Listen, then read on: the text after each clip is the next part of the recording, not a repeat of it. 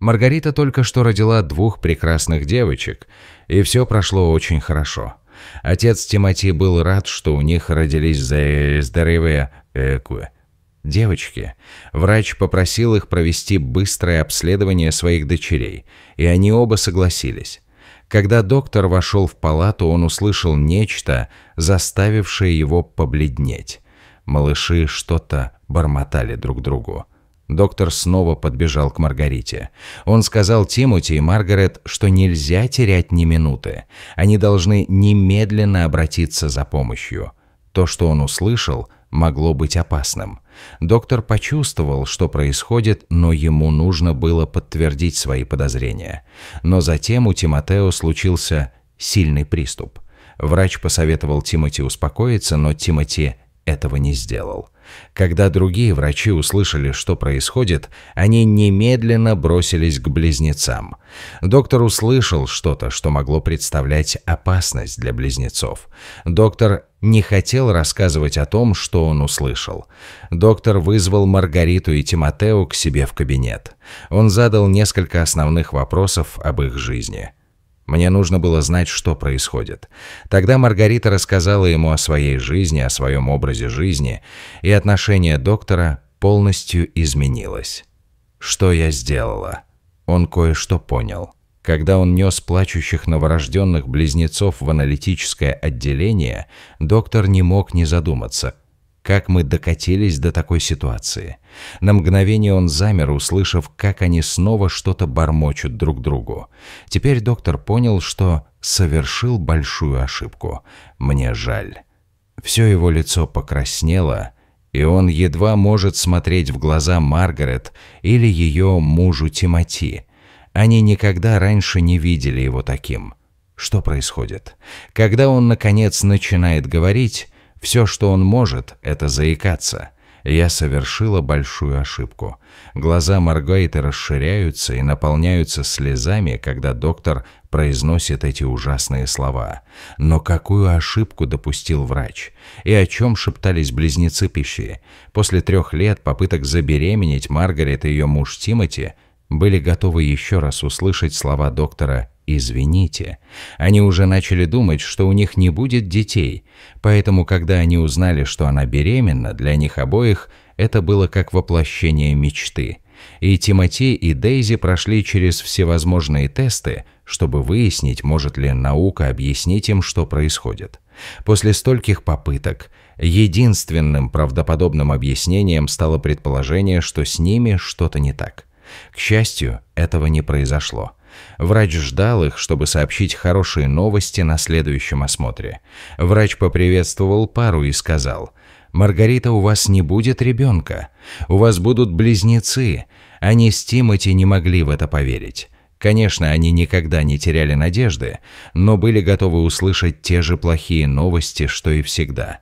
«Тим, скажи мне, что это не сон», – попросила Маргарита, пожимая мужу руку. Это звучало слишком хорошо, чтобы быть правдой. И, вероятно, так оно и было. Беременность была не единственной трудностью, с которой пришлось столкнуться паре.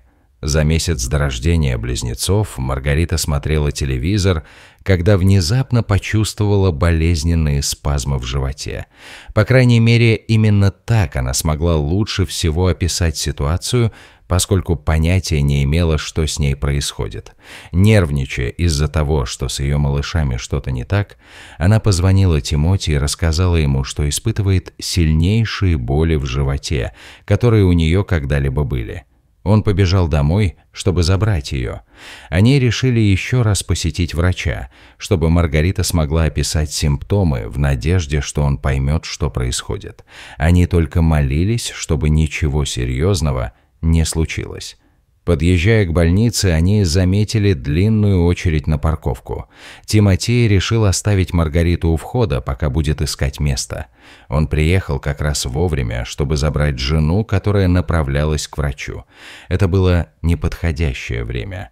Маленькая больница была переполнена, и врачу пришлось принять Маргариту в обеденный перерыв из-за ее плотного графика. Врач был немного взволнован и торопился. Маргарита описала все свои симптомы и опасения, пока он выслушивал ее живот с помощью стетоскопа. После того, как он надавил пальцами на некоторые участки живота, врач пришел к выводу, что причин для беспокойства нет. Я был уверен, что спазмы в желудке могли быть вызваны пищевым отравлением или стрессом. Врач извинился и поспешно ушел. Я была полна решимости съесть что-нибудь за последние 10 минут, которые у меня оставались на обед. Маргарита и Тимотео были обеспокоены. Спешка доктора встревожила их, так как они думали, что он даже не обратил внимания на это. Маргарет, когда она описывала свои симптомы. Конечно, он был ее врачом, и она хотела доверять ему, но, похоже, его больше беспокоил ее обед, чем ее почти невыносимые спазмы в животе. Как он мог правильно оценить ее состояние всего за несколько минут? Мог ли он узнать, что с малышами что-то не так, просто нажав на живот и послушав через стетоскоп? Пришло время подумать. Понимая, что они мало что могут сделать, они решили вернуться домой и довериться доктору. Тимоти пошел за машиной, а Маргарет ждала его в нескольких шагах от двери, через которую он вошел ранее. Он припарковал машину на соседней улице, так что скоро вернется. За это время Тимоти начал чувствовать себя лучше после того, как врач поставил ему диагноз. Не было причин сомневаться в словах доктора. Он знал, что доктор был известным акушером. В тот день он был особенно занят, потому что женщины из соседних городов всегда приходили к нему за консультацией. Кроме того, Тимоти знал, что его врач никогда не рискнет поставить неверный диагноз только потому, что он слишком занят или спешит пообедать. Тимоти остановил машину, и Маргарита села в нее. По дороге домой он пытался успокоить ее, используя все аргументы, которые только пришли ему в голову, когда он садился в машину. Однако его слова оказались пустыми. В течение следующих нескольких недель боль в животе продолжала усиливаться. Шли дни, и частота и интенсивность приступов увеличивались. В этот момент и Маргарита, и Тимотео были очень обеспокоены. Маргарита решила, что на этот раз она не поедет в больницу. Вы могли бы попытаться связаться со своим врачом по телефону. Ему не пришлось долго ждать. Когда врач приходит на прием и узнает о симптомах у той же женщины, он пытается ее успокоить. Он настаивал на том, что причиной всех его болей был стресс. Но в тот день, когда Маргарет должна была вот-вот родить, боли внезапно прекратились. Вернувшись домой, пара поступила так, как поступила бы любая другая пара. Они искали информацию. Они нашли множество сайтов в интернете. Они успокоились, когда прочитали, что это нормально, когда фактическая дата родов отличается от ожидаемой. Однако их опасения возросли, когда они узнали, что это определенно необычный график, задержка родов на несколько недель без каких-либо признаков начала родов. В это время Маргарита и Тимотео ежедневно разговаривали с доктором по телефону, и хотя в течение первых 2 недель он старался их утешить, сам начал немного беспокоиться. Конечно, он знал, что беременность может продлиться на несколько дней дольше ожидаемой даты родов, но Маргарита уже превысила ожидаемый срок более чем на 3 недели. Вы ничего не пропустили, когда Маргарита сообщила о болях в животе? Он выполнил обычные процедуры, аускультацию и пальпацию, и не обнаружил ничего странного, но продолжительная беременность женщины вызывала серьезные сомнения в ее диагнозе. Если бы он что-то упустил, каковы были бы последствия его возможной ошибки? Однако он мог кое-что сделать. Тогда врач забеспокоился еще больше. Недолго думая, он связался с Маргаритой, чтобы узнать, как она себя чувствует. Боль не вернулась, что было хорошим знаком. Что не было хорошим знаком, так это то, что у нее не начались схватки. Поэтому врач дал ей несколько советов о том, как вызвать роды естественным путем. Но когда ничего не помогло, она вспомнила, что есть кое-что, чего она еще не пробовала. Одним из естественных способов вызвать роды, о котором упоминал доктор, было занятие любовью. Но из-за всех этих забот Маргарет меньше всего хотела заниматься любовью. Тимоти очень поддерживал ее и хотел лучшего для своей жены и близнецов. Они перепробовали все, кроме секса, но когда Тимоти наконец убедил ее, все изменилось к лучшему. Вскоре после этого Маргарет почувствовала, что все ее тревоги рассеялись. Однако спокойствие не продлилось долго, так как он начал чувствовать острую боль в животе. Видимо, это сработало. Она рожает.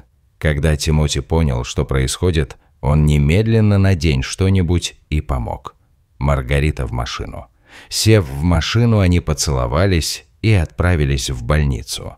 По дороге в больницу Тимоти позвонил врачу и сообщил ему, что у Маргариты несколькими минутами ранее начались схватки. Когда они прибыли на место, ее уже ждали родильницы. К счастью, он позвонил заранее, так как в итоге у них оставалось всего несколько секунд в запасе. С тех пор все, казалось, происходило очень быстро. Пробыв в палате менее 10 минут, один из младенцев начал кукарекать как петух. Они были вынуждены сделать это немедленно и вызвали врача, чтобы тот приехал и помог. Тимоти и Дейзи пробыли в больничной палате не более 10 минут, когда это произошло. Комнату наполнил пронзительный крик одного из младенцев. Супруги посмотрели друг другу в глаза. Они оба знали, что это должно произойти сейчас. К счастью, одна из медсестер проявила решительность, и на помощь был вызван врач. Доктор быстрым шагом появился из-за угла, удивив Тимоти с первого взгляда. В этот момент они оба осознали, что уже общались раньше. В тот момент, когда этот врач так грубо отмахнулся от забот Маргариты несколько месяцев назад. Было ли это совпадением? Как этот врач все еще мог помочь им на этом критическом этапе? Хотя Тимоти понял это в одно мгновение, Маргарет испытывала слишком сильную боль, чтобы даже поднять глаза и поприветствовать доктора, не говоря уже о том, чтобы узнать его. Тимоти понимал это. С одной стороны, хотелось попробовать отказаться от помощи доктора. Однако он понимал, что времени осталось мало, и действовать нужно быстро. Вероятно, больше никто не смог бы вовремя оказать помощь. Тимоти, естественно, следил за тем, как доктор выполнял последующие действия. Когда все было подготовлено быстро и профессионально, доктор, казалось, полностью погрузился в процесс. Это значительно успокоило Тимоти. Он снова сосредоточился на своей жене, у которой начались схватки. Теперь ей требовалась любая поддержка, которую она могла получить от него. С этого момента все стало немного легче. Через полчаса после приезда врача на свет появился первый ребенок. Тимоти взял новорожденного на руки. Она с трудом могла поверить, что смотрит на собственного сына. Они быстро перерезали пуповину, а затем он передал ребенка медсестре, которая была рядом с ним. Однако работа здесь еще не была закончена. Конечно, на свет появился второй ребенок. Как это часто бывает с близнецами, именно второй доставляет больше всего проблем. По крайней мере, еще 2 часа Маргарите приходилось тужиться. В конце концов, по прошествии этого времени у них наметился некоторый прогресс. Маргарита почувствовала, что отдала всю энергию, которая еще оставалась в ее теле. В то время Маргарет была очень измучена, но она сохраняла энергию, думая о том, что не хочет делать кесарево сечение. Это помогало ей держаться до конца. И, наконец, второй ребенок начал петь. Она почувствовала облегчение. Тот факт, что этот ребенок тоже появился на свет с высоко поднятой головой, позволил ему немного расслабиться в больничной палате. Это был второй ребенок, которого пара наконец-то родила на земле. Они родились, и Маргарита выполнила свою миссию. Теперь он мог, наконец, отдаться своему изнеможению. Они ненадолго подержали второго ребенка, прежде чем медсестра быстро забрала его для проведения обычных анализов. Теперь у Тимоти была дополнительная просьба. Причина, по которой Тимоти обратился с другой просьбой, заключалась в том, что во время беременности у них возникло ненормальное количество проблем. Тимоти попросил медсестер сопровождать его во время обследования, чтобы убедиться, что с 2 малышами все в порядке. Это была необычная процедура, и одна из медсестер объяснила, что требуется разрешение главного врача. Это было проблемой для Тимоти. Проблема Тимоти в этом заключалась в том, что он не хотел, чтобы доктор знал об особой просьбе, поскольку еще не полностью доверял ему. Она боялась, что врач отнесется к ее опасениям не так серьезно, как в прошлый раз. Врач мог отказаться от дополнительного обследования, сославшись на ненужные расходы или что-то в этом роде. Тимоти рассказал об этом медсестрам, рассказав о своем предыдущем опыте общения с этим врачом. «Доктор, просьба Тимоти поставила медсестер в трудное положение. Что было важнее, соблюдение процедур или само медицинское обслуживание? Медсестры обсудили этот вопрос между собой и, в конце концов, решили выполнить просьбу Тимоти. В конце концов, их опасения были понятны, хотя они и представить себе не могли, что доктор проявит такую непрофессиональную реакцию. Тимоти предсказывал это. Пока медсестры продолжали делать анализы, Тимоти быстро вернулся к своей жене, чтобы утешить ее. Какое это должно быть облегчение для Дейзи. За последние 9,5 месяцев ей пришлось через многое пройти, и теперь самое трудное наконец-то позади. По крайней мере, так им показалось на мгновение. Маргарет посмотрела Тимоти в глаза, несмотря на всю свою усталость. Она ясно дала понять своему мужу, что все, чего она сейчас хочет, это подержать своих драгоценных малышей на руках. Тимоти понимал, что для этого может потребоваться некоторое время. Он объяснил ему, что назначил дополнительные анализы, чтобы убедиться, что оба малыша в добром здравии. Маргарита была немного рассержена, но полностью успокоиться Маргарет не могла. Она действительно понимала, почему ее муж потребовал этого, и рассудительно признавала, что это действительно разумный шаг. Однако она также скучала по новорожденным детям, которых вынашивала столько месяцев. Кроме того, Маргарита тоже понимала, что что-то может быть не так. Время тянулось медленно, минута за минутой, пока, спустя более 2 часов, кто-то не постучал в дверь. Пара ждала у кровати в таком напряжении, что никто из них не пошевелился во время ожидания, даже чтобы сходить в туалет. Тимоти подтвердил, что они все еще там и что медсестра может войти. Муж и жена, не находя себе места, конечно же, ждали, когда войдут 2 медсестры, которые приведут с собой младенцев и примут их роды. Вместо этого, когда помещение открылось в финансовом отношении, это предсказание оказалось ложным. На самом деле Тимоти и Маргарет столкнулись с видением, которого они совсем не ожидали.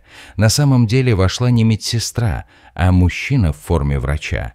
Врач, который появился и который помогал Маргарет при родах, а также раньше, врач, которого они очень хорошо знали, но также и врач, которому они не полностью доверяли. Сейчас он был здесь с беспокойным выражением лица. Тимоти и Маргарет сразу поняли, что что-то не так. Он едва мог смотреть в глаза этой паре. Когда они общались раньше, доктор казался достаточно строгим и уверенным в себе, но сейчас он был похож на кого-то другого.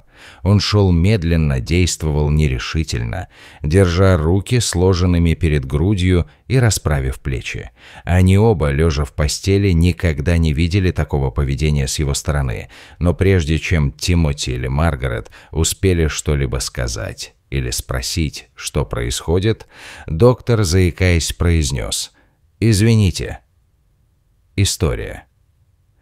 После этих слов мужья и жены почувствовали, что их мир рушится. Доктор сделал долгую паузу, прежде чем продолжить. Тимоти сразу почувствовал, что с детьми что-то не так. Как это могло случиться?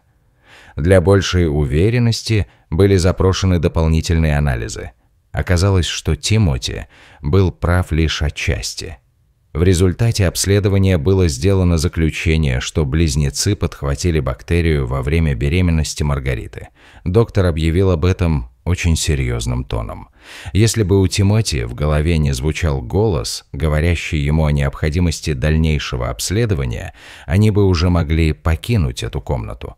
Если бы они их отпустили, ситуация была бы очень проблематичной. К счастью, как теперь выяснили медсестры, бактерии легко поддавались лечению, и предполагалось, что младенцы не будут страдать от них всю оставшуюся жизнь. Они пришли к выводу, что, скорее всего, бактерии были подхвачены из-за болей в животе у Маргариты. Доктор прекрасно осознавал тот факт, что все эти месяцы он по большей части игнорировал эти жалобы. Он очень переживал из-за этого.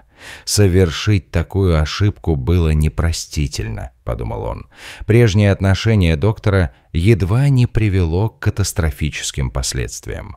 Только потому, что Тимоти испытывал к нему недоверие, этого удалось избежать. Доктор был там, смущенный, со слезами на глазах, и спрашивал, сможет ли пара когда-нибудь простить его за его действия. Можно было бы ожидать, что Тимоти и Маргарет будут испытывать трудности с прощением доктора. Вместо этого они были очень счастливы, что их близнецы здоровы и невредимы. Хотя они так долго ждали в крайнем напряжении, теперь, наконец, тяжесть всего мира свалилась с их плеч. Тяжесть свалилась из плеч доктора, и он пообещал себе, что с этого момента его отношение ко всему сильно изменится. Наконец, пришло время, когда Тимоти и Маргарет вышли из больницы на следующей неделе. Они были уставшими, но, главное, очень счастливыми. В последующей неделе было установлено, что бактерии больше не вызывали проблем со здоровьем. Семья с нетерпением ждала возможности провести остаток своей жизни вместе.